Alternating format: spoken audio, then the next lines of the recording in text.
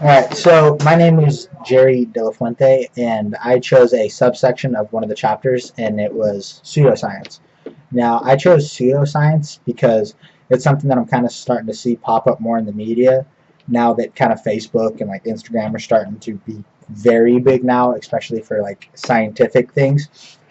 And kind of some of the things I'm talking about are just some of those research. They say that it's research that comes out and tries to prove something that's actually not scientifically backed and it's actually unaccredited.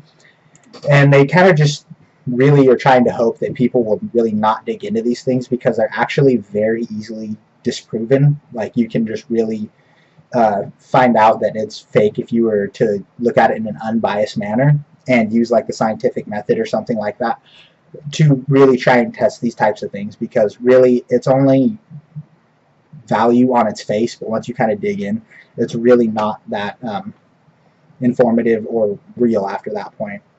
And nutrition companies are some of like the worst offenders about this. Like they claim some of their products are like natural or organic, and not all of them, because there are those clean companies out there that are doing this correctly, but there are some that are doing it in improper ways. I remember Walmart was labeling some of their proteins as containing so much of a amount of protein, but they were using other methods to kind of get those numbers when it was being quickly tested.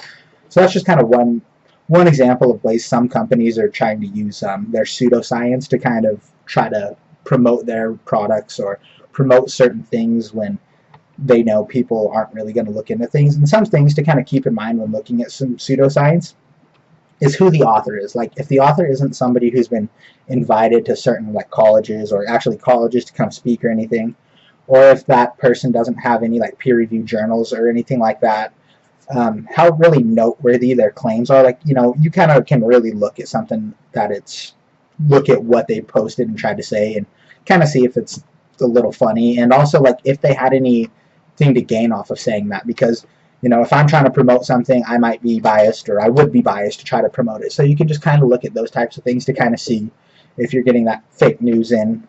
So one thing just to be mindful of as you continue researching things.